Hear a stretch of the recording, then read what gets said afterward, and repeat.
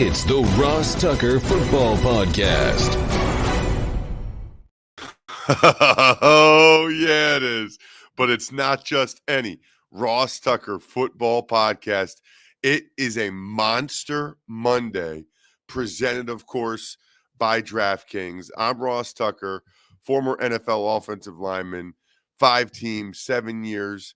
I always feel like saying coming to you live, although none of you are actually watching it live.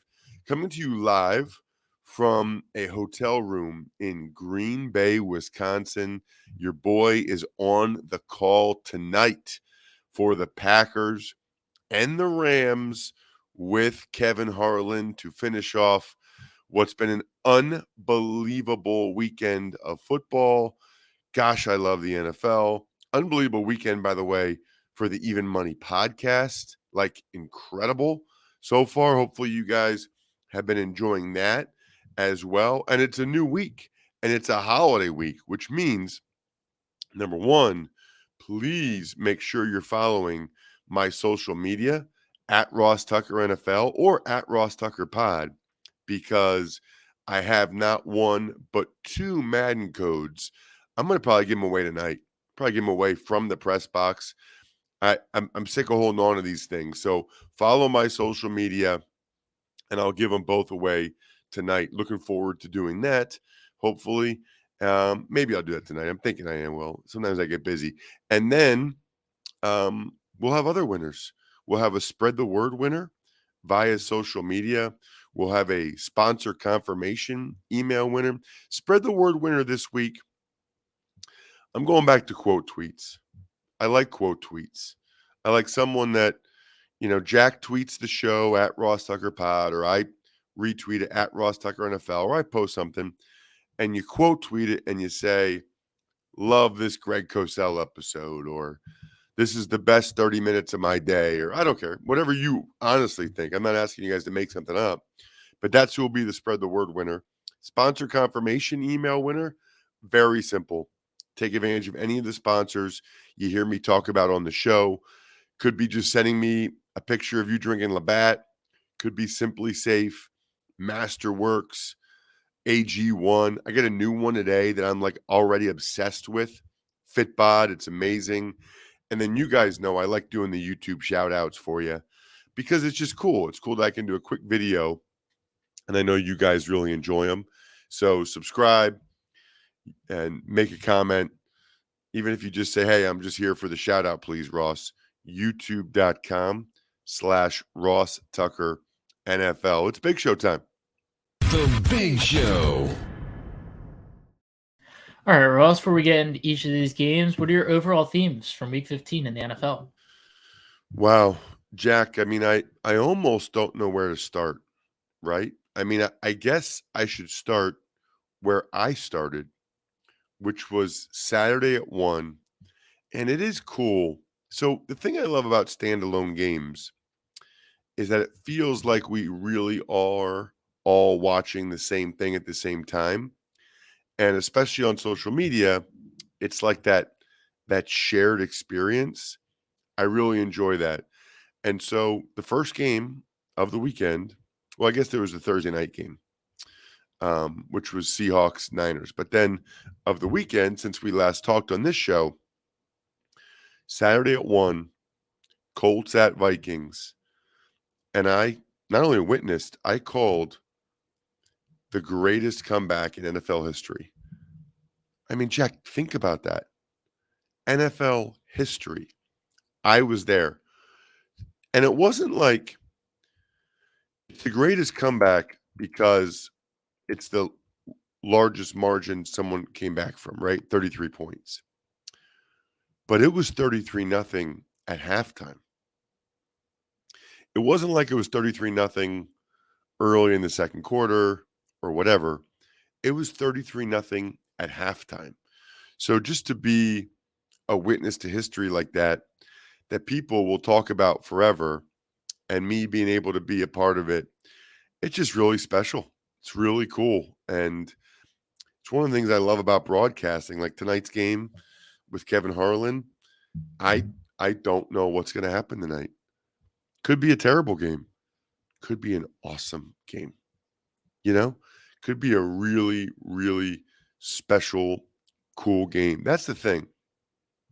That's the thing that's so cool about going to games and broadcasting them is you never really know. You might see something you've never seen before. And that's certainly what happened for me on Saturday. Next thought is just I flew to Green Bay, watching the Bills-Dolphins game. Man, I don't think I'll ever understand the people that don't like snow games. It's just aesthetically beautiful. Absolutely beautiful. It I don't know why. I don't know how to phrase it. It's just so fun to watch. It's just more compelling.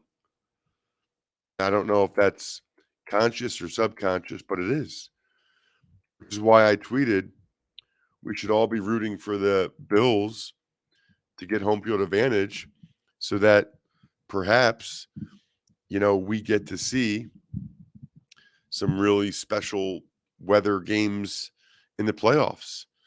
And I understand people that want, the game to be not weather impacted. I suppose I understand that, but man, visually, it's just so awesome. Some of the things that jumped out to me, man, coaching. Yeah, coaching is so big. I detailed it during the Colts Vikings game. There were a number of times where the Colts did not take more time off the clock when they absolutely could have and should have. Multiple end of the third quarter, some other times where they threw it. And I get being aggressive, but I kind of feel like there's times to be aggressive and times not, especially with how effectively the Colts were running it. Then Moss goes out of bounds. All those seconds ended up making a big difference. I thought Mike McDaniel for the Dolphins got away from the running game too much when it felt like the Dolphins could run at will. And then how about the Patriots? Do you let Keelan Cole get behind you in that situation with 30 seconds left? How do these guys, Ramondre Stevenson and Jacoby Myers, think it's okay to start lateraling on that last play? I mean, how does that happen? I don't know. And then the last thing, Jack, is probably just these walk-off games. There really is nothing like it. Now, like a walk-off field goal by the Vikings to win it in overtime is cool. Or a walk-off, I guess the Bills had a game-winning field goal too. But actual walk-off plays like the Rayshon Jenkins pick six for the Jaguars in overtime and the Chandler Jones, I don't even know what we're calling that, fumble recovery for a touchdown, which is one of the craziest plays I've ever seen in NFL history. I don't know what we're calling that, but there is nothing like that in sports. It ends the game and you're not expecting it. The field goal you're kind of expecting. But these defensive walk-off plays are just absolutely electric. And I think one of my favorite things about pro football, end of the game or in overtime, even on some level, I mean, the Chiefs were probably going to win anyway, but the Jerick McKinnon touchdown run to end it, man, there's something special about, these overtime walk-offs, or in the Chandler Jones case, the end of the game. Speaking of special, I am so fired up about Fitbod. Just found out about it last week, and already it's helped me change up my workouts. So probably like a lot of you, I have like a home gym. It's not like a big home gym, but I have some equipment. And I think what happens is I kind of get stuck in a routine, and probably why I plateau, probably why I'm not able to lose my last 5 pounds that I've been trying to for years, it feels like. Well, now the Fitbod app creates a workout routine that adapts as you improve, and it creates a dynamic routine personalized to my equipment and my goals with the app. So already the algorithm changes and updates as you input your sets. It's very, very cool. I know a lot of you this time of year are thinking, I got to do something. Well, I honestly think that something should be the Fitbod app.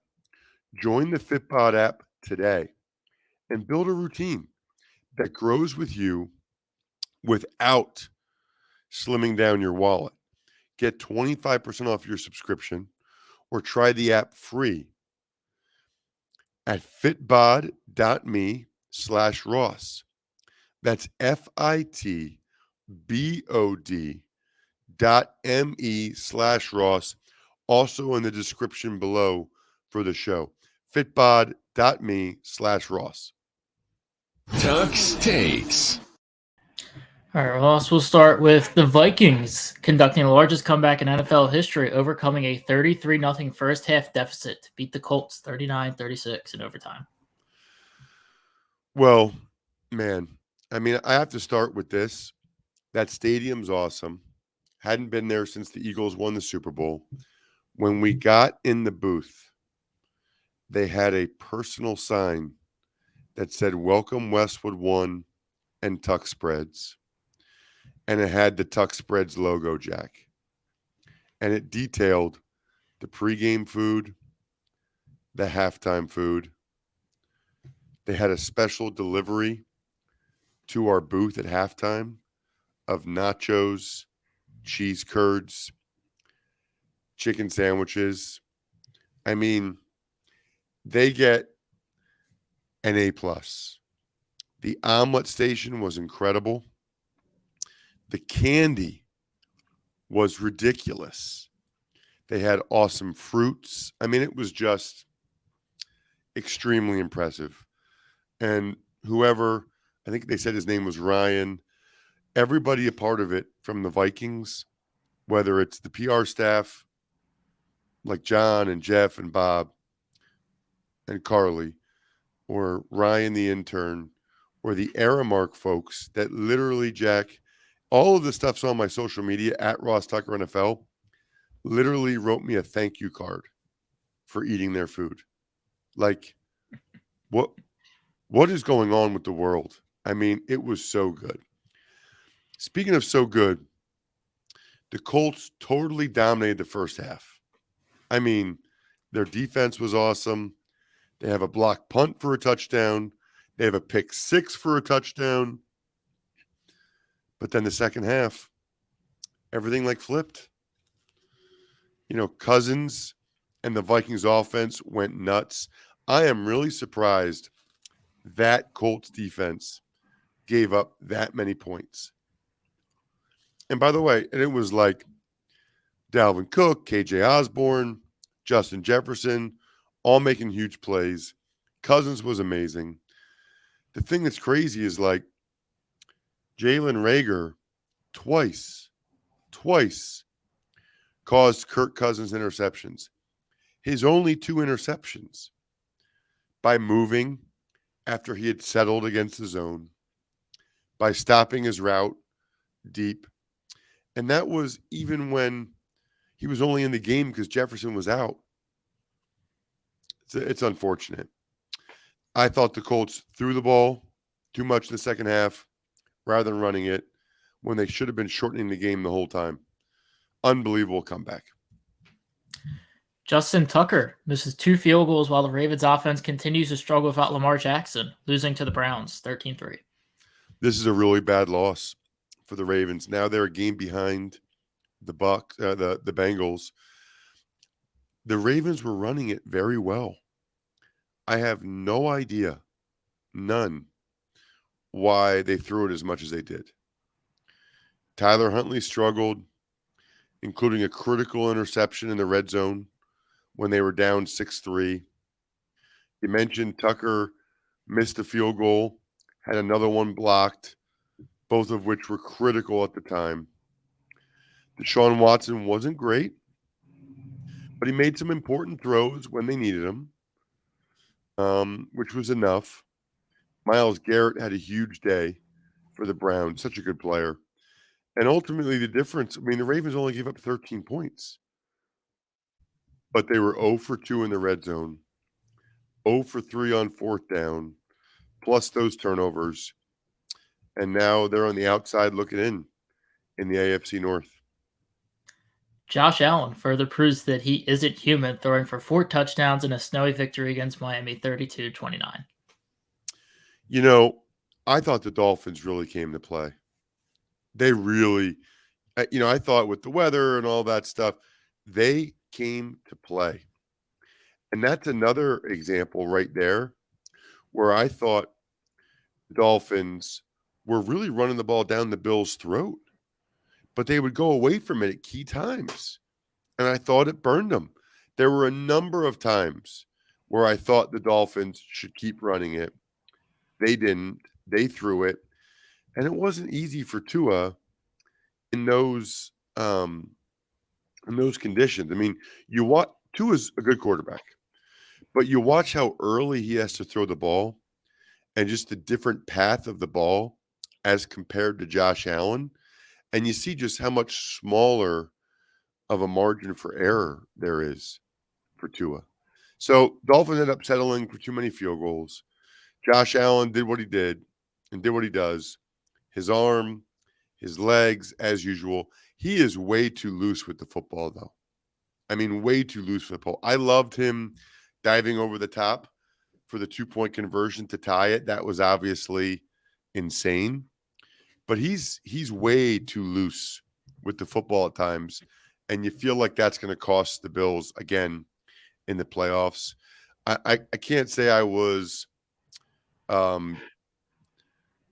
surprised that the fans were throwing snowballs, but it's kind of like, if you're going to leave all the snow in the stands, what do you think's going to happen there? Like, what do you think they're going to do? That's the part I didn't really understand. I thought Devin Singletary, by the way, should have scored a touchdown late rather than go down. Normally, I would say it's the right thing, go down. But in those conditions, you have a snap, you have a hold, you have a kick. And I've actually played in the game in upstate New York in Ithaca, where our kicker to tie the game for Princeton at Cornell, he slipped on the extra point. Slipped and missed it. Gosh, we had so many brutal losses. Unreal. But the big takeaway there is I thought you have a higher probability to win if Singletary just scores a touchdown and the Dolphins get the ball back with 34 seconds or whatever, down 7. But it worked out for the Bills. Huge win. Desmond Ridder struggles in his first career start, losing to the Saints 21-18. Yeah, he kind of looked like a rookie, right? I thought he did a good job throwing the ball to Drake London at times, but then Drake London had that costly fumble. It's crazy because the Falcons, it's like all rookies. Ridder, London, Tyler Algier had an awesome game carrying the load for the Falcons, who they can run the ball on pretty much everybody. And they had to play this game without Dean Pease, their DC, who got hurt in pregame warmups. For the Saints, it was pretty much Juwan Johnson scored 2 touchdowns, and he's a heck of a tight end now. I remember him playing high school football in Jersey and then going to Penn State as a receiver. Alvin Kamara had a really good game. And Taysom Hill had that bomb to Shaheed, who's a stud. Mitch Trubisky leads the Steelers to a gritty win in Carolina, pushing Pittsburgh to 6-8 on the season. Well, first of all, I got to say this again. Najee Harris looks so much better running the ball. Again, he is running downhill and hard. He got the memo. I love it. Speaking of love, how about the Steelers' 21-play touchdown drive at the start of the second half? Are you kidding me? They overcame multiple penalties for a touchdown that just kind of took the wind out of the sails for the Panthers. Panthers couldn't run it at all, and they couldn't stop the Steelers on third down. Steelers were 12 of 15 on third down. 12 of 15 on third down is just bananas. Absolutely bananas. Philadelphia matches their most wins in franchise history of 13, beating the Bears in a close one, 25-20. Is that right, Jack? I didn't know that. That's the right. most wins the Eagles have ever had? 2017, 2004, they both went 13-3. Most they ever had per stat views. Wow. That's interesting. Wasn't easy. The Eagles did not play their best, and the Bears are feisty, really feisty. I give them a lot of credit for the way they played in this game. You know, the Eagles dominate up front against everybody, and I guess the D-line dominated for the most part. They had a bunch of sacks of Fields, and he did some unbelievable getting out of sacks too. I mean, Hassan Reddick had 2 sacks, could have had like 5 or 6. But I don't really feel like the Eagles' offensive line dominated. I give the Bears a lot of credit. They don't even have Chase Claypool. St. Brown got hurt early in the game. The right guard, Tevin Jenkins, got hurt early in the game. They lose Sanborn. But Eagles didn't play great. They had a couple costly interceptions by Hurts that weren't good. You know, Miles Sanders had a fumble, and the Bears took advantage of it. Justin Fields, he's the third quarterback ever with 1,000 yards, like Lamar Jackson and Michael Vick, and he deserves to be in the same category as those guys. Like that, he is in that category. He is that electric. Some of the runs and plays he made, it is outrageous how talented that young man is. I mean, Eagles missed a chip shot field goal. It was just not their day. However, they made the clutch plays when they had to. Hurts had some nice down the sideline throws to A.J. Brown, who had a career high, Devontae Smith, and they ended up getting the conversion late to win the game, and that's all that matters. But not the best performance for the Eagles because of the turnovers or whatever, but they got the win, and the Bears have their fans feeling really good about themselves, but didn't hurt their draft position. Everybody wins. Kansas City clinches their 7th straight AFC West title with a 30-24 overtime victory in Houston against the Texans. Second week in a row where the Texans absolutely played their you-know-what's off. I mean, they did, man. They are not very talented. But kudos to that coaching staff and Lovie Smith. He's got them playing. I mean, he really does. I thought Davis Mills kept fighting, kept throwing the ball to Akins, ran for a touchdown. But ultimately, the Chiefs are just too much. You know, obviously Mahomes was awesome, but it was a lot of Pacheco and a lot of Jerick McKinnon for the Chiefs. And that was impressive. Almost as impressive as, once again, Bills fans texting me pictures of that, or tweeting me pictures of them measuring the snow in Buffalo in Labatt Blue Light cans. I can't tell you how much I love that. I think it was Steven Soroka again. Love Labatt Blue Light. Love that that's how you guys measure the snow in Buffalo. No better way to watch any team than with the pristine Canadian goodness of a cold Labatt Blue Light. Stock up. Be the MVP of your tailgate. Share a Labatt on game day with your crew. Always enjoy responsibly. Beer. Labatt USA. Buffalo, New York. The Jaguars went off a pick six in overtime, overcoming a 27-10 score to beat the Cowboys, 40-34. Wow, man. I mean, Zeke was grinding out the yards early. Dak was on fire. Cowboys got a huge lead. The only negative at that point was Van Der Esch hurt his neck, and the Cowboys are concerned about it. But then Trevor Lawrence has an unbelievable comeback. Third game out of the last four where he played awesome. Now, he did have a interception, and he had a fumble late trying to get extra yardage. Unbelievable hustle, by the way, by Micah Parsons. But it wasn't enough. Was not enough. You go to overtime, and then Rayshon Jenkins, who had a ridiculous game otherwise, has the walk-off pick six, which basically eliminates the Cowboys from contention for the NFC East, for the number one seed, and it makes they're going to have to go the long way in the playoffs now. Detroit defeats the Jets in New York 2017, winning 6 of their last 7 to bring it back to 500. Well, we found out late on Friday, Mike White out as the doctors didn't clear him. So Zach Wilson starts. Mixed bag for Zach Wilson. You know, I thought he made some big plays, made some clutch plays. But he also, from the pocket, didn't look great at times, had a terrible interception. The Jets just can't find a way to close these games out, right? I mean, they give up a punt return for a touchdown after they had a goal line stand, which is tough. Lions didn't even try to throw the ball near Sauce Gardner, by the way. And then 4th and inches, that wasn't really the Jets. That was an incredible play call by Ben Johnson for the Lions to sneak Brock right out, wide open, huge touchdown. Jets kind of getting field goal range, but not able to tie it late. Trace McSorley was unable to throw it on a dime for the Cardinals, throwing 2 interceptions and a 24-15 loss to the Broncos. Yeah, game kind of changed when Colt McCoy got hurt. I think it was 6-3. McSorley might have gotten the Cardinals a field goal after that to make it 9-3. They were up.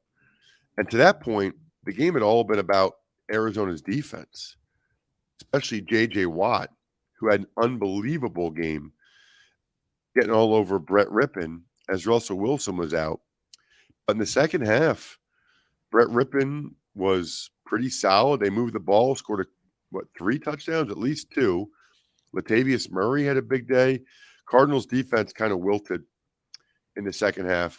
I have no idea, by the way, how it might have been the most blatant non-pass interference call I've ever seen on the Cardinals' 2-point conversion attempt to try to make it a 7-point game late against DeAndre Hopkins. I mean, holy cow, it was like blatant.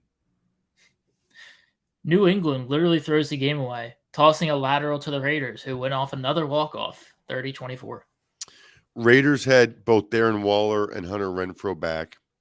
Same thing as always for the Raiders. They race out to a big lead behind a bunch of mistakes by the Patriots. Like, they don't cover Darren Waller down the seam for a touchdown. They're down near the goal line, and they get these pre-snap penalties. They had a bunch of pre-snap penalties the whole game. They get a punt blocked. Just awful. I tweeted this, Jack, and I mean it. They're not a well-coached team. The Patriots are not a well-coached team at this point. They're just not. Kyle Duggar had that pick 6, which that was all the momentum the Patriots needed. They got right back in the game with that pick 6. And Ramondre Stevenson just was carrying the load. But then you have that wild end. Oh, well, first of all, you have the controversial Keelan Cole touchdown. You know, the video to me kind of looks like he's out, but it's not indisputable. And someone sent me a really clean picture that looks like both of his feet are in. There wasn't a good angle on it to see if he was out or not. And then the throwback play by the Patriots is one that we'll be talking about for decades. Dicker the kicker does it again, giving the Chargers a 17-14 victory over the Titans with another game-winning field goal. You know, I was thinking about Joe Dolan from the Fantasy Feast podcast towards the end of this game, because he was saying this is the game where the Chargers prove that they're not charging anymore. This is the game where the Chargers prove that they're not what they used to be. And he's right. I mean, Tannehill was hurt, but he came back, gutted it out somehow. Herbert was not great. The game was 7-7 forever. Herbert was not great. Got sacked a bunch. Felt like under duress. Threw a couple picks. One of which, by the way, the McCreary ass inbounds was unbelievable. But when he had to, Herbert threw a frozen rope to Mike Williams late to get the Chargers into field goal range, and they made it, and they won the type of game that they've lost for their fans so many times. Kudos to the Chargers. For the Titans, literally Derrick Henry was their whole offense. Big day running, big day receiving. Nobody else did. I mean, maybe Chig Okonkwo maybe had a play or two, but that's about it. One final comeback for the weekend. Joe Burrow leading the Bengals back from 17-0, another deficit, another 17-0 trailing to beat Brady and the Bucs on the road, 34-23. How does that happen? That one team is up 17-0, and then the next thing you know, the score's 34-17, favor of the other team. How does that happen? I'll tell you how it happens. Mike Evans, or I'll tell you how it happens. Botched fake punt. That changed the whole momentum of the game. They run a fake punt and Giovanni Bernard isn't ready for it. Then Brady throws an interception. Then Brady fumbles. Then they fumble in exchange. Total meltdown for the Bucs. And then they couldn't cover the Bengals receivers in the second half. Higgins, Boyd, Chase. Wow. I really thought, I even tweeted at Ross Tucker NFL, where have these Bucs been the whole year when it was 17-0 and Mike Evans was dominating and they were looking great on both sides of the ball? Controversial penalties headline a Giants 2012 victory over the Commanders in a crucial NFC East battle. Yeah, late in the game, there was a questionable illegal formation call, a questionable non-pass interference against Curtis Samuel. Now, listen, even if they throw the pass interference there, you still have to score a touchdown. Then you still have to score the 2-point conversion. But they don't usually allow you to go through the guy's body, right? Through the guy's body from behind, like what happened there with Curtis, with the defender on Curtis Samuel. Although I was thoroughly impressed by the Giants. Kayvon Thibodeau was incredible throughout the game, including a strip sack touchdown. Daniel Jones in the first half was dealing to guys like Hodgins, Isaiah Hodgins, Richie James. That led to the Saquon touchdown. I mean, they were up 14-3 at halftime. Second half, Terry McLaurin made a big play. Jahan Dotson is incredible. I mean, Jahan Dotson is an awesome rookie. That was a terrific signing or drafting by the Commanders. They have some dangerous receivers now, but they only ended up having one touchdown to show for it as they kept bogging down in Giants territory. And at the end, they weren't able to get it done. And now the Giants have a terrific chance to go to the playoffs, especially since there's a decent chance in week 18, Jack, that the Eagles might not play their guys because they might already have clinched number 1 seed. Boy, that is a huge benefit, huge for the Giants on their schedule. Shout outs, by the way. I'm going to say myfrontpagestory.com first because this is basically it now at this point, guys. I mean, even if you order the 7-day thing, you still might not get it in time for Christmas, but you might. myfrontpagestory.com. Pizza Boy Brewing was there a week ago. Sporticulture, humanheadnyc.com. Steakhousesports.com. Go-Bengals.com. Evergreen Economics. Vision Comics with an X. BackOfficeScheduler.com. We'll have the College Draft podcast we posted bright and early. I think we're done here. Thanks for listening to the Ross Tucker Football Podcast. Make sure to also subscribe to the Fantasy Feast, Even Money, Business of Sports, and College Draft. All available at Apple Podcasts, rosstucker.com, or wherever podcasts can be found.